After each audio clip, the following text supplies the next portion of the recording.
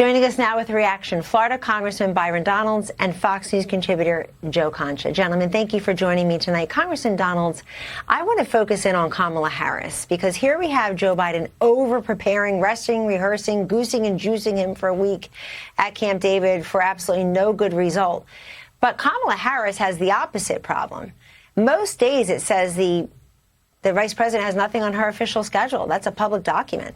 She's turned the vice presidency into a no-show job. Her own staffers have said she refuses to break open those briefing books and prepare. So are we worse off with a cognitively declining president who over-prepares or a cackling vice president who under-prepares? Kellyanne's good to be with you. I will tell you that we're worse off no matter what the outcome is.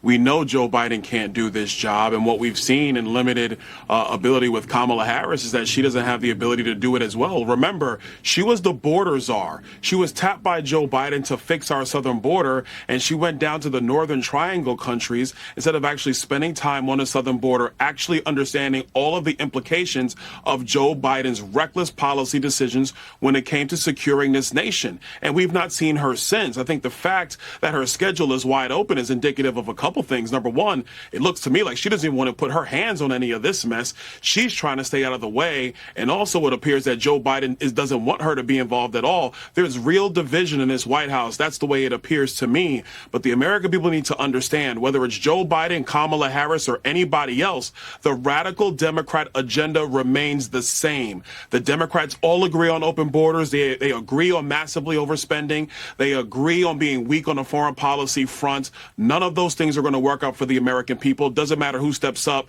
They both need to be defeated this November. And Congressman Donalds, you serve with some of these House members today who are coming forward and asking Joe Biden to drop out. One of them wrote an op-ed, which means it wasn't just a spontaneous thought. He planned it and had it edited and then published it.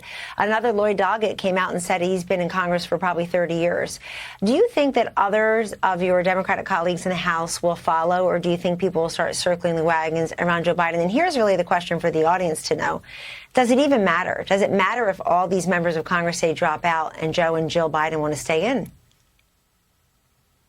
Well, it really doesn't matter what they say. Joe Biden's going to make this decision, which means Jill Biden's going to make this decision along with Hunter, and they're going to go from there. At the end of the day, you're going to have a lot of these Democrats come out because now they're trying to save their own political skins because they have seen that they cannot hide behind Joe Biden. The media is now not protecting Joe Biden because the media lied to the American people, too. They knew what was going on with Joe. They didn't want to report it, but now they have to because everybody has seen what a tragic shape that he is in. So these Democrats are going to come out more and more, one by one, but it won't matter at the end of the day because Joe Biden has to decide what he's going to do. This family, which has been masterful at grifting on behalf of the American government for decades now, I don't know what they're going to decide. We'll see. But like I said, Kamala Harris, doesn't matter. They both need to be defeated this November.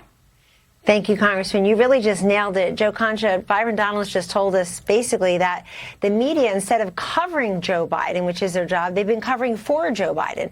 And then we're supposed to just forgive them, absolve them altogether because they have suddenly found religion on Joe Biden. You have such a sharp eye in criticizing and calling out the media, not just as biased, but as self-interested, a little bit lazy, if not liberal. But I think the Joe Biden cover-up is really a story about the media.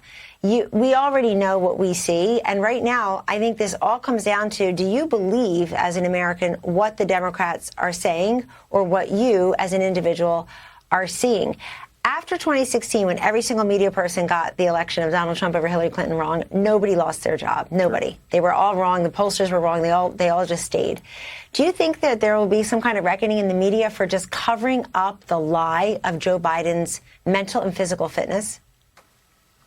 Kellyanne, I think the reckoning only comes when accountability is applied. In other words, when people actually start losing their jobs or actually are suspended or at least reprimanded by their bosses by saying, how could you possibly go on national television after hearing Joe Biden mangle the English language or say that, when he forgets the names of world leaders or talks about speaking to world leaders that died years ago, or can't remember cabinet member names, or said he drove an 18-wheeler, or said that he inherited 9% inflation, or said that his uncle was eaten by cannibals, or when you saw him fall down on a stage at a graduation ceremony, or fall off his bike, or fall going upstairs at the steps of Air Force One, and tell the American people with a straight face, mind you, that no, everything you just heard and saw is a cheap fake. It's manipulated. It's edited. Don't believe what you just saw and heard. That actually never happened. There should absolutely be a reckoning for this. And maybe that comes in ratings. Maybe that comes in subscriptions. Maybe that comes in the industry continuing to fold. And oh, by the way, I love the excuse that, oh, he had a cold. This is the first cold in the history of colds that also makes someone completely inarticulate, yes, incoherent, and this mega cold somehow forces people to be apparently confused, slack-jawed, while morphing into somehow the version of the grandfather of Max Headroom.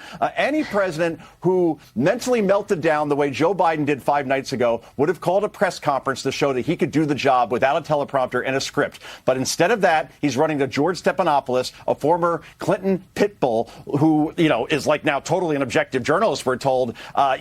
That's the ticket. That interview is going to air 10 days after the debate, and it's all going to happen, by the way, on Friday, pre-taped, so they could edit and homogenize it before presenting it on Sunday. Yeah, sure, no problem. Know this, Kellyanne. You'll see Liz Cheney poolside at Mar-a-Lago before you see Joe Biden do any interview live on television again without editing. That's for certain.